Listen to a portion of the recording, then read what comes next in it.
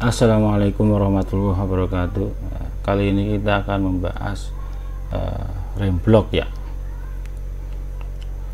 Nah, ini aplikasi dari rem blok. Rem blok itu rem yang paling pertama atau yang paling kuno ya. Dulu dipakai di delman atau kendaraan yang memakai kuda ya. Bentuknya seperti ini ya. Cikal bakal dari rem blok ya. Terus untuk sekarang masih dipakai pada kereta api ya. Ini ada rem blok ganda ya. Terus masih dipakai juga pada sepeda ya. Rem blok yang terbuat dari karet ya.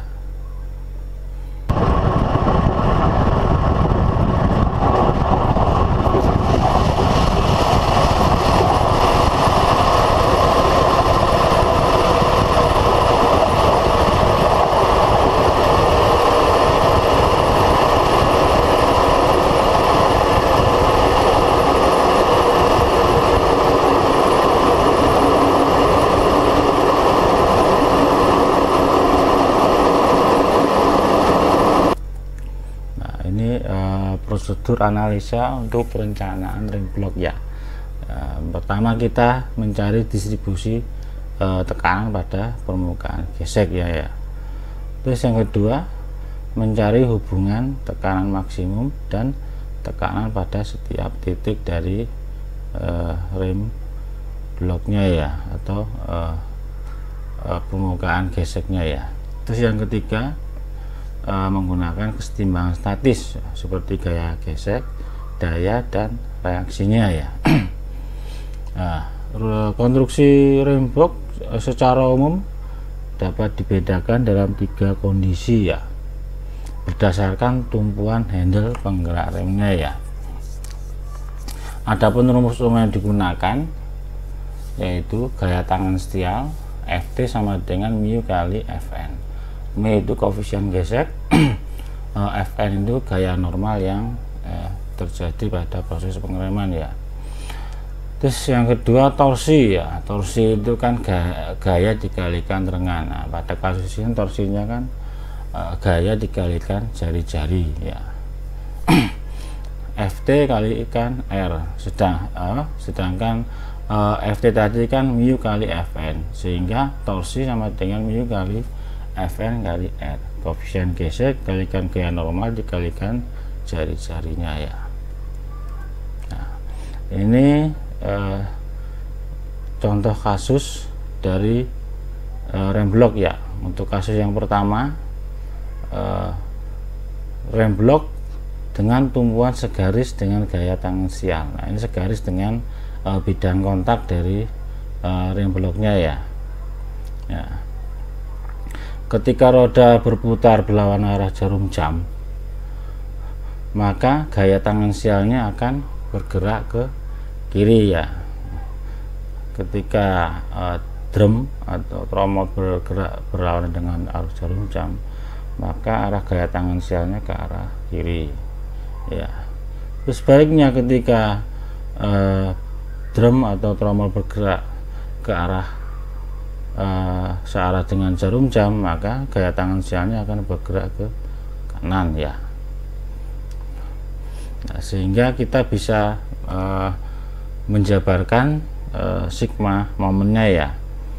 Ma sama dengan 0, berarti kan F kali L gaya pengereman dikalikan panjang tuas dikurangi gaya normal dikalikan X nya. Ini gaya normal dikalikan X sama dengan 0, sehingga gaya normal sama dengan F kali L dibagi X nya.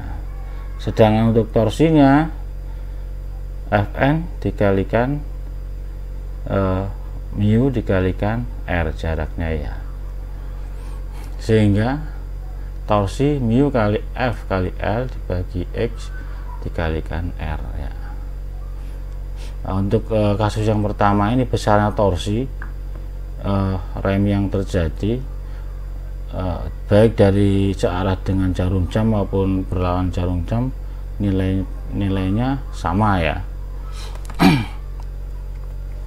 Terus untuk yang kasus yang kedua, kasus ini terjadi ketika tumpuan sendi dan gaya tangan sialnya mempunyai jarak A ini ya. Jadi bidang kontaknya mempunyai jarak dengan tumpuan dari tuas pengeremannya ini ya, sejarak A. Nah, jadi kita analisa lagi ya, ketika roda bergerak berlawanan dengan jarum jam ke arah sini ya, maka Ft ke arah kanan, sehingga sigma momennya Fl dikurangi Fn kali X ditambah Ft kali A ya, karena kan ini Ft nya ke arah ke kanan, F ke arah ke bawah, sehingga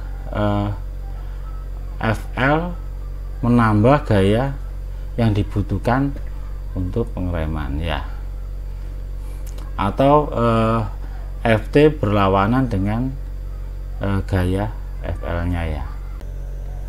Untuk kasus yang kedua, kasus ini terjadi ketika tumpuan sendi dan gaya tangan sialnya mempunyai jarak sebesar A ya, sehingga menimbulkan momen Ft dikalikan A ya.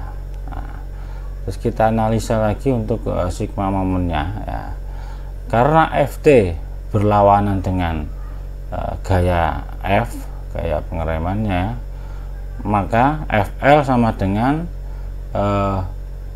Fn dikurangi Fn kali X dikurangi Ft kali A.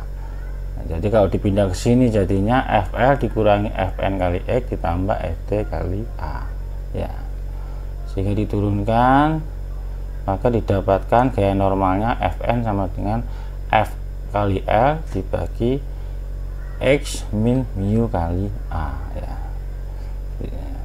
Di sini bisa dijabarkan dari rumus yang pertama tadi ya, Ft sama dengan mu kali Fn ya. Gaya tangan sial sama dengan koefisien gesek dikalikan dengan gaya normal. Kita masukkan ke sini, maka hasilnya jadi seperti ini ya. Sedangkan untuk torsi pengereman, Ft dikalikan R atau jari-jarinya.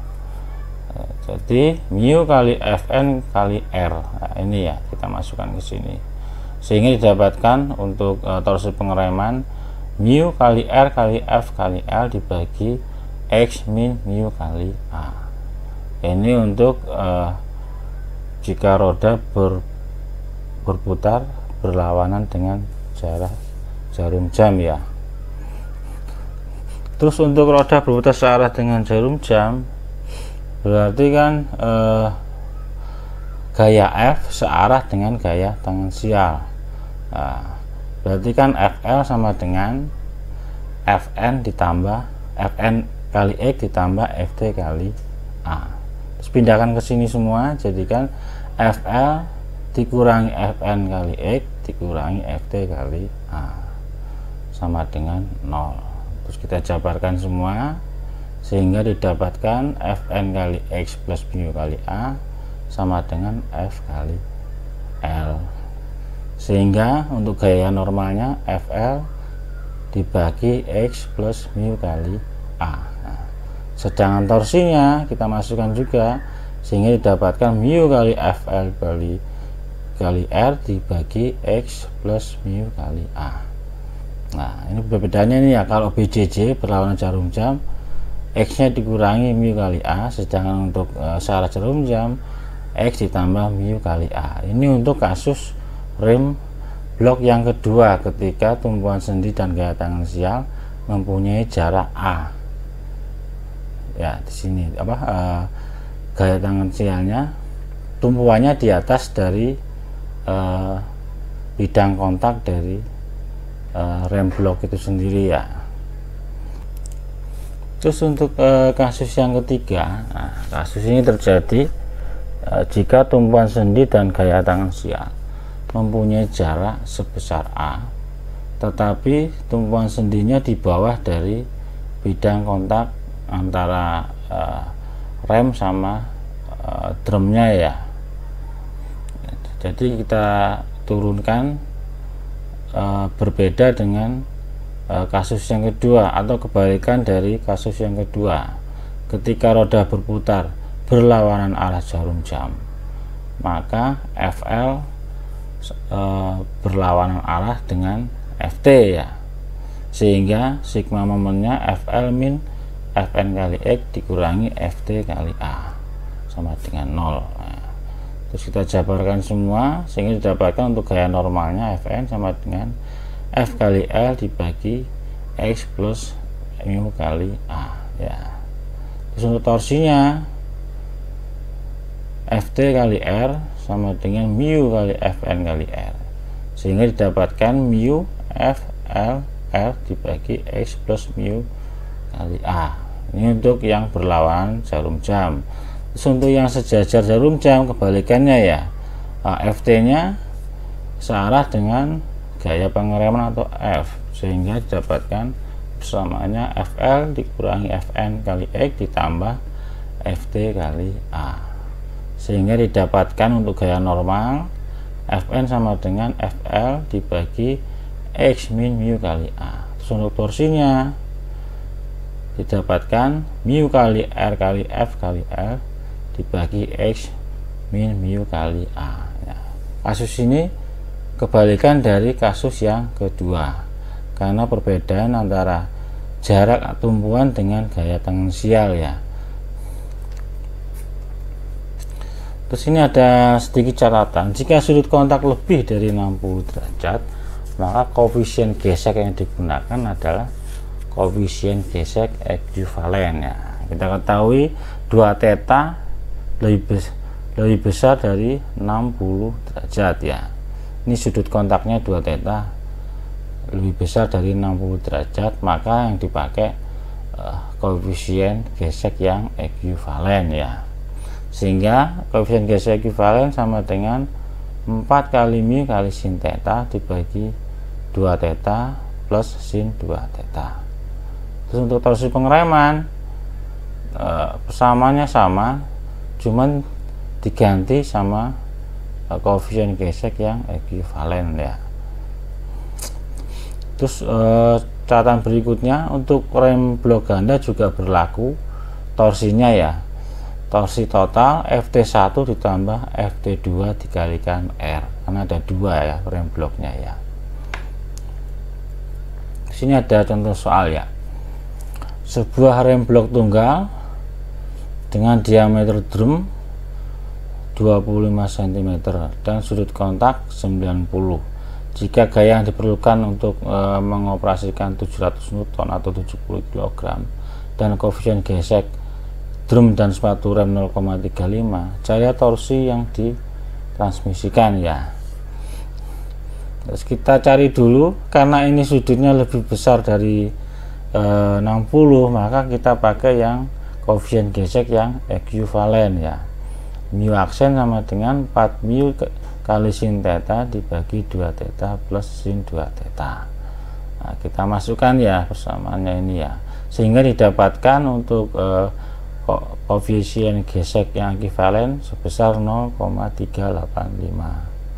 Nah, terus kita masukkan ke persamaan momen tadi ya untuk mencari gaya normal. Nah, seperti kita ketahui untuk kasus yang berlawanan dengan arah jarum jam, maka gaya normalnya Fn sama dengan F kali L dibagi X min mu kali A, sehingga didapatkan Fl nya 1517 Newton. Nah, setelah itu kita masukkan ke rumus torsi pengeremannya ya. T sama dengan mu kali Fn kali R. Ini mu aksen sebenarnya ya. Jadi mu koefisien gesek yang ekuivalen kita masukkan sehingga didapatkan torsinya sebesar 7300 Newton cm ya. Sekian dari saya, kalau ada yang tanyakan silahkan. Wassalamualaikum warahmatullahi wabarakatuh.